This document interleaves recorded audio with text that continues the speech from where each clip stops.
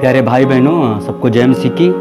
और आज हम पहला थिस्सलुनीकियों उसका 5 अध्याय और उसके 27 पद को अध्ययन करने वाले हैं। पिछले दिनों परमेश्वर ने मुझसे ये बात करी और परमेश्वर ने मेरी ज़िंदगी में पहली बार मैंने इस वचन पे फोकस किया और देखा, और ये एक बहुत ज़रूरी वचन था जो कि उस दिन मुझे परमेश्वर ने दिया। पहला थिस्सलुनीकियों उसका 5 अध्याय उसका 27 पद हम देखेंगे, और यहाँ पर इस प्रकार से लिखा हुआ है, मैं तुम्हें प्रभु की शपथ देता हूँ कि यह पत्री सब भाइयों को पढ़कर सुनाई जाए। हमारे प्रभु यीशु मसीह का अनुग्रह तुम पर होता रहे। और जब मैंने इस बात को देखा, इस लेख को मैंने देखा कि पौलुस यहाँ पर इतना फोर्स दे रहा है इस वचन पे कि मैं तुमको शपथ देकर ये पत्री तुमको दे रहा हूं और तुम सब भाइयों को ये पत्री पढ़कर सुनाना। ये पत्री इतनी इंपॉर्टेंट थी पौलुस के लिए, थिस्सलुनीकियों शहर के लोगों को सुनाने के लिए, कि पौलुस इस बात को शपथ दिला के कह रहा है, फोर्सली कह रहा है। तो क्या आपने इस पत्री को कभी पढ़ा और अध्ययन करा कि परमेश्वर इस पत्री के द्वारा कलीसिया में अपने भाई लोगों से क्या बात करना चाहता है? तो जब मैंने इसको शुरू के कुछ पदों को हम देखेंगे, और जब मैंने पढ़ा, इसको अध्ययन करा, तो सच में परमेश्वर ने बहुत ही सामर्थी शक्तिशाली यहाँ पर बात करी है अपने लेख के द्वारा।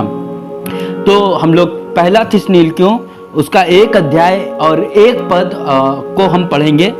पौलुस और सिलवानुस और तीमुथियुस की ओर से थिस्सलुनीकियों की कलीसिया के नाम जो परमेश्वर पिता और प्रभु यीशु मसीह में हैं, अनुग्रह और शांति तुम्हें मिलती रहे। तो जब मैंने ये पहला पद पढ़ा और मैं इसको सोचने लगा, इस बारे में अध्ययन करने लगा कि ऐसी क्या बात है इस पत्री में जो पौलुस शपथ दिला के कह रहा है कि सब भाइयों में पढ़ी जाए। तो पहली बात तो मैं बताऊंगा, अगर ये वचन आज के दिन आपके पास पहुंचा है तो ये पत्री आप जरूर पढ़िएगा और सब भाइयों में इसके बारे में बताइएगा भी जरूर इस वचन को पढ़ के, क्योंकि पौलुस इस बात को फोर्स देके कह रहा है। और यहाँ पर जब मैंने पढ़ा कि पौलुस और सिलवानुस और तीमुथियुस की ओर से थिस्सलुनीकियों की कलीसिया के नाम जो परमेश्वर पिता और प्रभु यीशु मसीह में है, अनुग्रह और शांति मिलती रहे। तो मैंने इस वचन में एक चीज सीखी कि कई बार हमारी कलीसिया, हमारे पास्टर्स, हमारे सेवक बहुत ज्यादा चीजों में लगे रहते हैं। कलीसिया की इच्छा रहती है कि पास्टर हमारे लिए प्रार्थना करे, हमारा घर बन जाए, मकान बन जाए, कार आ जाए, बंगला आ जाए, ये हो जाए, वो हो जाए, बच्चे नौकरी पे लग जाए। हम चीजों के लिए प्रार्थना करवाते हैं। लेकिन जब इस पत्री को मैंने पढ़ा, इसको अध्ययन करा, मैं देख रहा हूं यहाँ के सेवक लोग कलीसिया के लिए क्या प्रार्थना कर रहे हैं। यहाँ पे प्रार्थना हो रही कि कलीसिया को क्या मिले, सब भाइयों के क्या मिले, अनुग्रह और शांति। और मेरे अजीजों में बताना चाहता हूं, एक विश्वासी के लिए इससे बड़ी, इससे आशीषित चीज कुछ हो ही नहीं सकती कि परमेश्वर का अनुग्रह और परमेश्वर की शांति एक व्यक्ति पर पहुंचे। हालेलुया। अनुग्रह और शांति तुम्हें मिलती रहे, और ये एक जरूरी चीज है। आज हमारे जीवन में अगर परमेश्वर का अनुग्रह हमारे ऊपर है, अगर परमेश्वर की शांति हमारे ऊपर है, हमारे जीवन में किसी भी प्रकार की रुकावट नहीं होगी, हमारे परिवार में किसी भी प्रकार का संघर्ष नहीं होगा, हमारे कोई भी काम नहीं रुकेंगे। क्यों? क्योंकि परमेश्वर की आशीष हम पर है। तो हम सबको आज के समय में हम सबको जो संघर्ष करना है वो संसार की जरूरतों पे नहीं, हमारी जो प्रार्थनाएं हैं संसार की जरूरतों पे नहीं।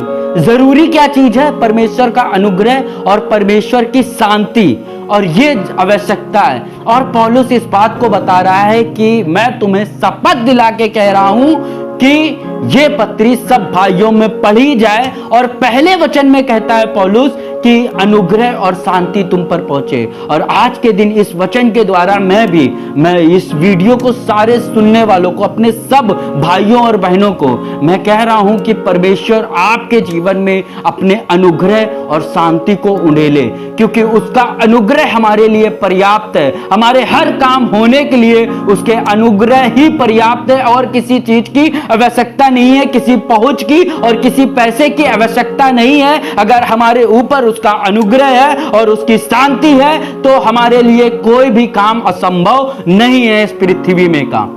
तो हमारे जीवन में उसका अनुग्रह और शांति होती रहे। परमेश्वर इस वचन के पढ़े जाने, सुने जाने पे आप सबको आशीष दे। सबको जय मसीह की।